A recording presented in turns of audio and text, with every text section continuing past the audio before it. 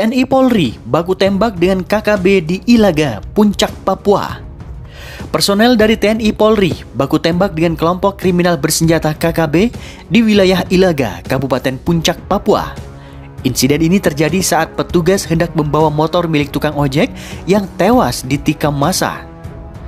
Kapolres Puncak AKBP Diki Saragih membenarkan adanya kontak senjata tersebut pada Rabu 10 Februari 2021. Kejadiannya berada di sekitar Jembatan Unggul.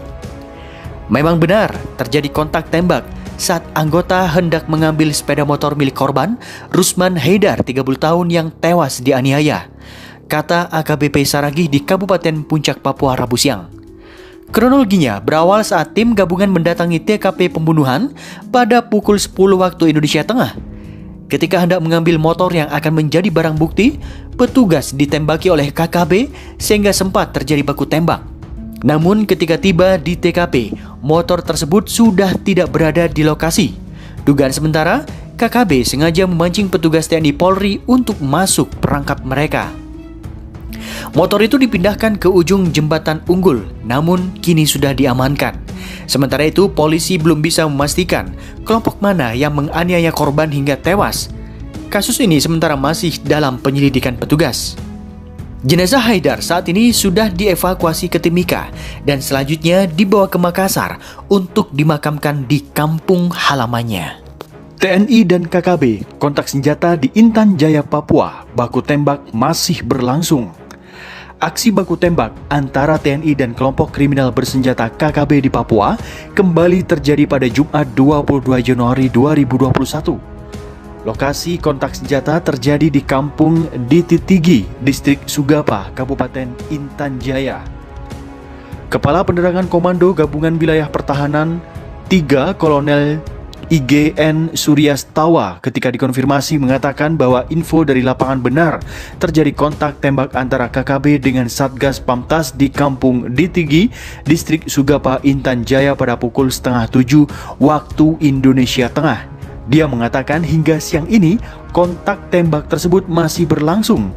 Informasi detail terkait baku tembak tersebut akan segera disampaikan jika kondisi di lapangan sudah terkendali. Sampai saat ini masih terjadi kontak tembak. Untuk lebih detailnya akan saya infokan setelah kondisi di lapangan aman terkendali. Sudah 10 hari lamanya prajurit TNI Pratu Kurniawan hilang di Tembagapura, Papua.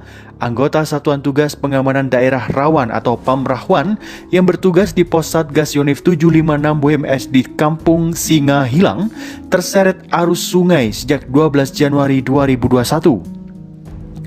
Komandan Kodim 1710 Mimika Letkol Infantri Yoga Cahya Prastia mengatakan jajarannya terus mencari keberadaan Pratu Kurniawan dari Yonif 756 WMS yang dinyatakan hilang di Kampung Singa, Distrik Tembagapura.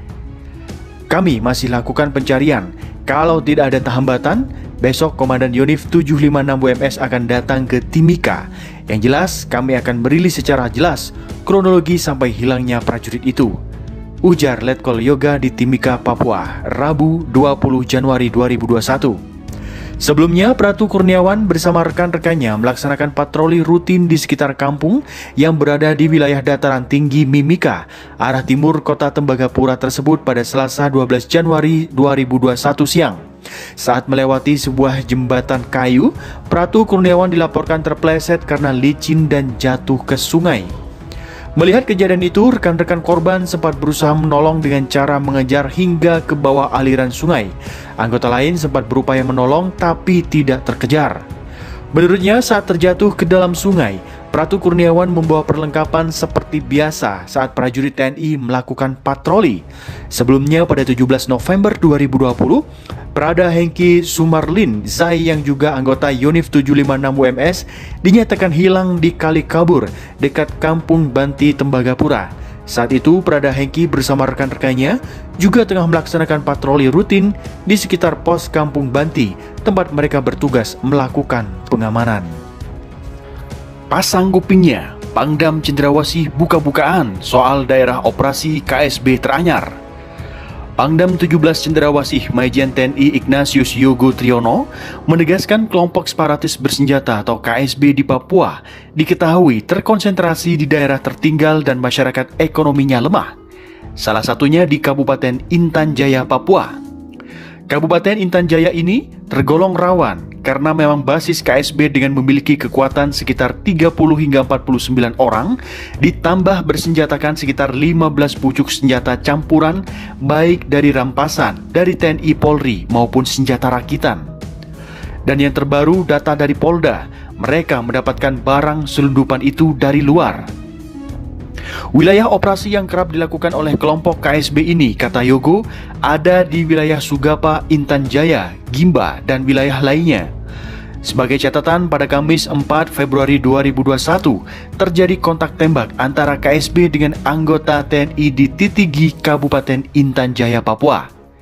Yogo menjelaskan, sampai bulan Januari 2021 ini, kekerasan yang dilakukan KSB ini memang sudah banyak dan meresahkan masyarakat. Bahkan sampai menimbulkan korban dari masyarakat maupun TNI Polri. Sampai Januari ini mereka sudah melakukan sebanyak 46 kejadian, kontak senjata dengan TNI Polri 24 kejadian, dan perempasan senjata 2 kejadian, pembakaran pesawat dan melakukan penghadangan, dan korbannya memang masyarakat dari TNI dan Polri. Selain selaku satuan Kosgab kewilayahan, TNI Cendrawasih juga melakukan pengawasan, perbatasan, dan juga melakukan operasi di tempat rawan. Operasi di tempat rawan ini, kata Yogo, berbeda dengan yang dilakukan TNI di Timur Timur yang melakukan operasi aktif. Di Papua ini pihaknya lebih bersifat statis. Mereka hanya melaksanakan patroli di wilayah sekitar pos dan lebih kepada pembinaan masyarakat. Itu yang mereka lakukan di pengamanan perbatasan maupun daerah rawan. Operasi lain yang dilakukan TNI tak hanya operasi pengamanan perbatasan, tetapi juga pengamanan di pulau terluar. Operasi ada 2 pulau terluar, yaitu Pulau Bras dan Palindo. Di operasi ini pihaknya menggelar Pola Ops Korem yang berada di Jayapura, itu ada 3 batalion, dan Pola Ops yang ada di wilayah selatan ada 2 batalion, itu operasi di perbatasan. Kemudian operasi Pamrahwan, mereka ada 3 Pola Ops Korem, yaitu Korem 172 ada 1 batalion, 173 Biak ada 1 batalion, dan 174 di Merauke ada 1 batalion. Sedangkan di operasi perbatasan pulau terluar, kata Yogo, ada di Pola Ops 173 dengan kekuatan marinir sekitar 20 orang.